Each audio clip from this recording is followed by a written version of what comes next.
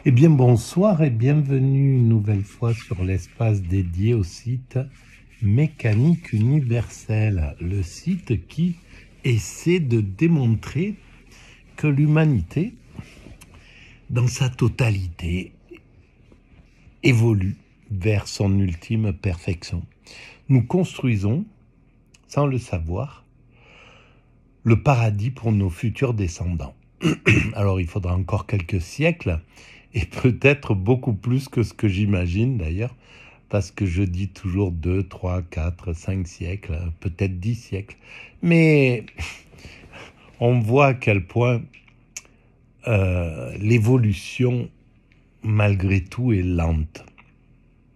L'évolution de la conscience, la maîtrise du comportement, parce qu'en fait, dans ma théorie, les 3 grands travaux que nous accomplissons pour aller vers cet état de perfection, que nous accomplissons depuis le début de l'humanité, c'est-à-dire la maîtrise progressive du comportement, la maîtrise progressive de l'environnement et la maîtrise progressive du questionnement.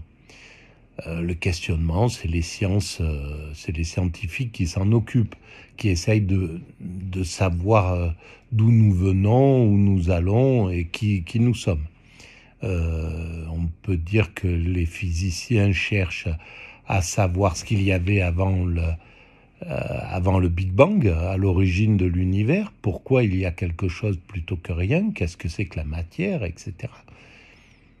Et puis, les psychologues vont chercher à savoir qui nous sommes, pourquoi nous avons ces pathologies, pourquoi nous sommes,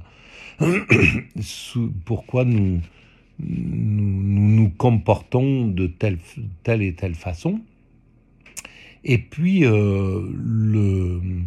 on pourrait dire le reste de l'humanité cherche à acclimater le mieux possible l'être humain à son monde, à le découvrir, à le maîtriser, à maîtriser les prédateurs, à maîtriser le climat, à maîtriser...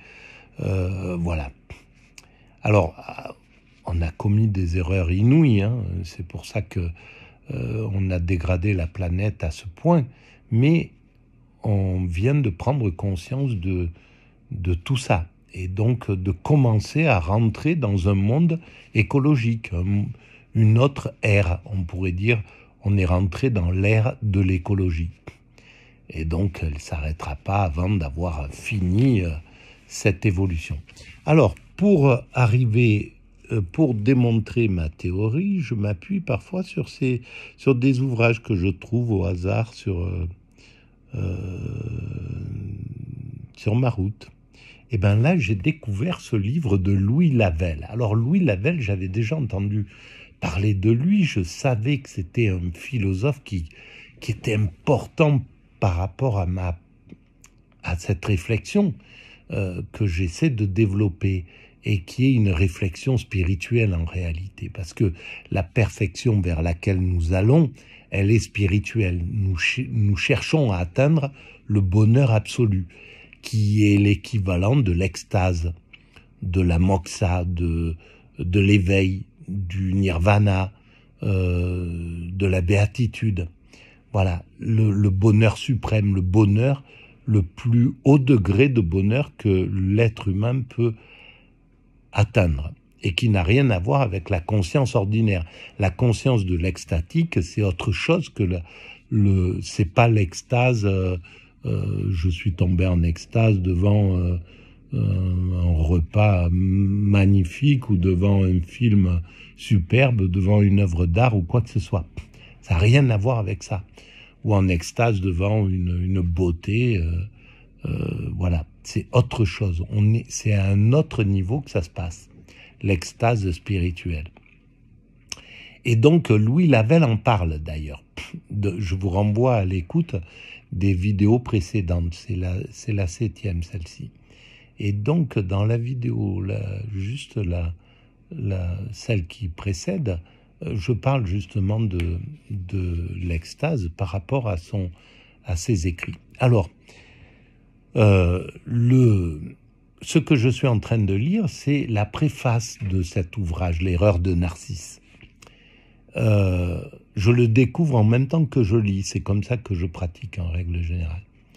Et là, je suis au dernier chapitre, sous-chapitre de la préface, qui est consacré à la spiritualité de Lavelle. Donc je lis et je commente éventuellement, mais c'est toujours en lien avec ma théorie. L'actualité de l'erreur de Narcisse, donc de ce livre, est dans la spiritualité que Lavelle y exprime.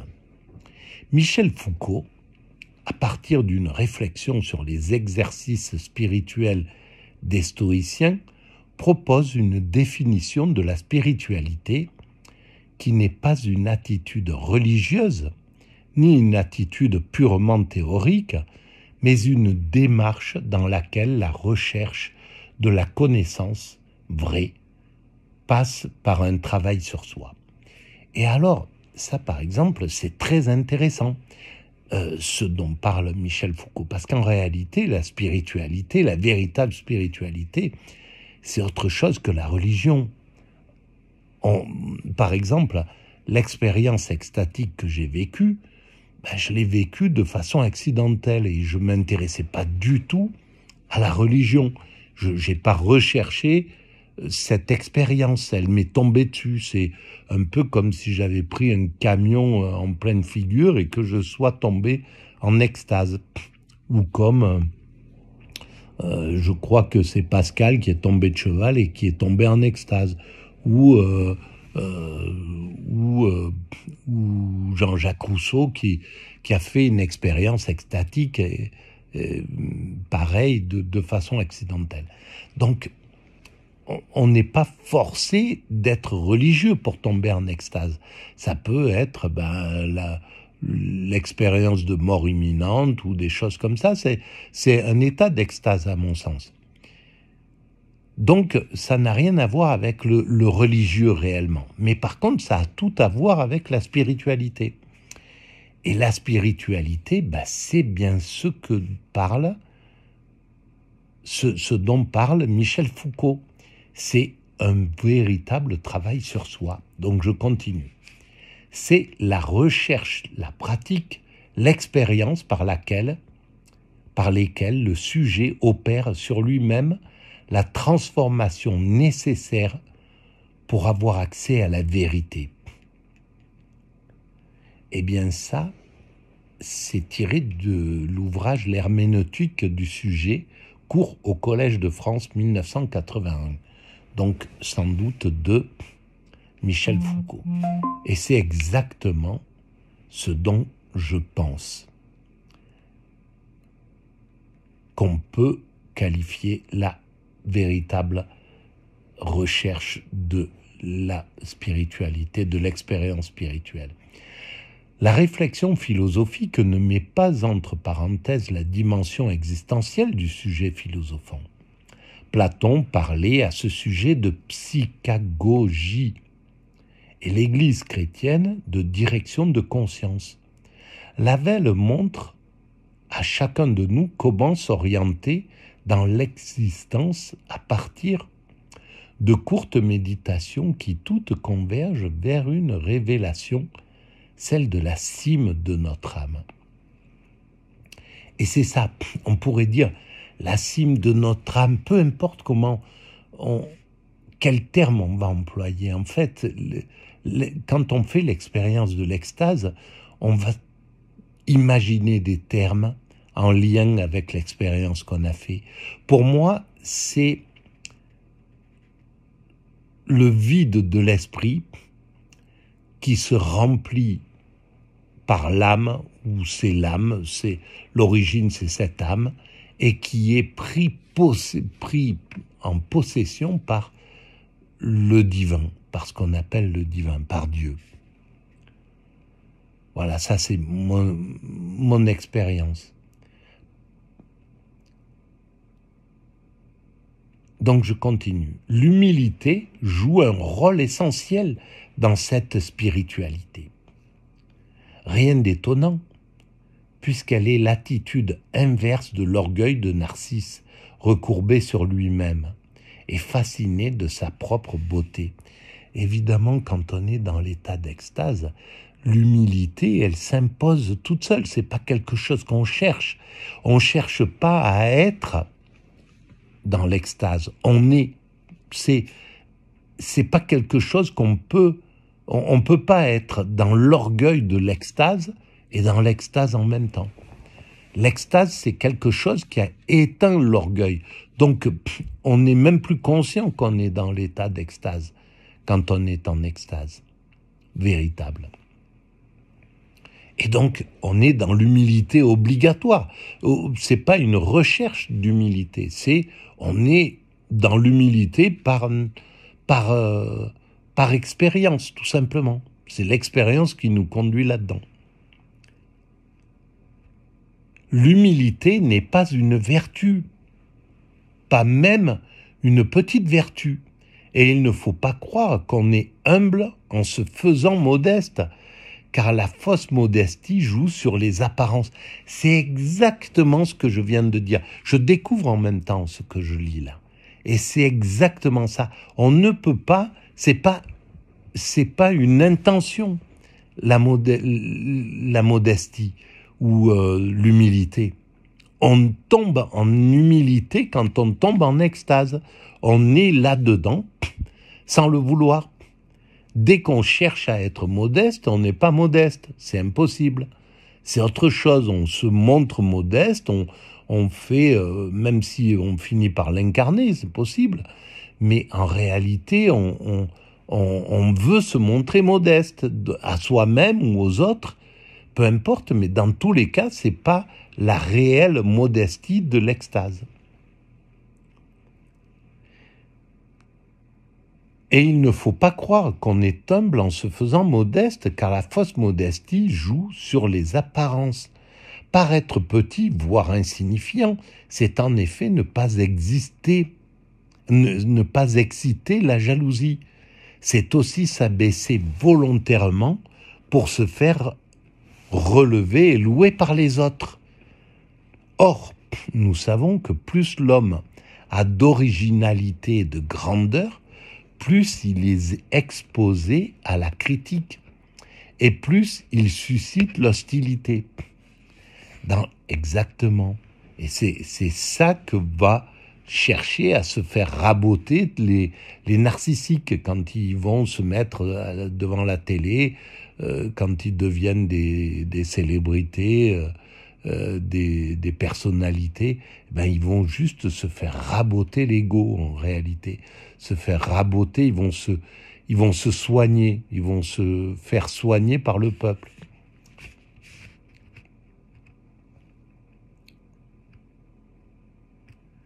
Dans la relation avec autrui, l'humilité véritable consiste à voir les qualités de l'autre en tant qu'elles nous manquent et nos propres défauts, nos lacunes, en tant qu'autrui peut nous enseigner à y remédier et à les combler. Mais dans l'état d'extase, par contre, là, c'est totalement faux. Parce que dans l'état d'extase, il n'y a plus du tout de défauts. On est dans une pure perfection d'agissement. Parce que l'esprit n'a plus du tout on est parfait, quoi, dans l'état d'extase. Le cerveau n'a plus du tout d'intention négative, comme on a tous, tiens, encore mon voisin, par exemple, juste ce type d'idée comme ça qui va passer. Tiens, un petit truc critique encore. Celui-là, il se comporte encore comme ça devant ma rue. Elle est habillée comme ça, j'en sais rien, un truc, voilà, qui va faire que on va avoir une petite façon, une petite critique, un petit esprit critique qui va être là. Dans l'état d'extase, tout ça, ça n'existe plus. Il n'y a plus du tout d'esprit critique. On est dans un pur état de discussion, quoi.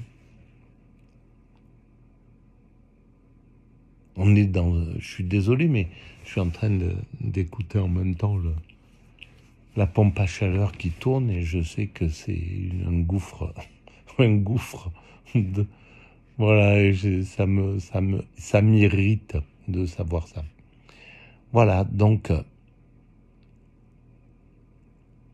alors là, quand nos propres défauts, nos lacunes en tant qu'autrui peut nous enseigner à y remédier, à les combler. Ça, c'est pour la vie ordinaire. Dans la vie ordinaire, autrui, c'est formidable parce que il nous sert à raboter nos égos, à raboter notre narcissisme et donc à travailler sur nous-mêmes. En fait, dès qu'on joue un peu le con avec les autres, dès qu'on est un peu trop con avec les autres, eh ben les autres, ils nous le disent tout de suite. Oh, Dio, pour qui tu te prends là? Qu'est-ce que tu fais? Etc. Et ça, c'est tout le travail de réduction de l'ego humain. C'est formidable, en fait. Allez, on continue. Mais le véritable sens de l'humilité n'est pas là, car elle est métaphysique. La véritable humilité est une attitude métaphysique singulièrement rare. Ce dernier abaissement de tout notre être vers la terre qui exige un suprême relèvement de notre âme vers Dieu. Ça, c'est ce qu'écrit Lavelle. Car nul ne saurait s'anéantir lui-même que pour permettre à Dieu d'occuper la place vide. C'est exactement ce que j'ai dit dans les vidéos précédentes. L'extase, c'est l'ego qui s'en va, qui disparaît de notre esprit. Notre esprit devient vide et il est possédé par le divin. C'est le divin qui nous vit, tout simplement. C'est l'énergie créatrice, c'est pas Dieu, c'est pas un être humain, c'est pas un individu, c'est pas un autre ego qui vient nous posséder. C'est l'amour absolu. Je ne sais pas ce que c'est que ce Dieu qui est à l'origine de l'univers, mais c'est ça qui prend possession de nous-mêmes dans l'état d'extase. Et c'est seulement en Dieu que pouvait se réaliser l'abîme de l'humilité, qui est le miracle de l'incarnation volontaire. Et là, il montre qu'il a tout compris, soit qu'il a expérimenté l'extase, Louis Lavelle, soit qu'il a compris les livres de tous ceux qui ont expérimenté l'extase. C'est une pure merveille. On va arrêter là pour cette vidéo, tiens. Voilà. Merci de votre écoute, à très bientôt.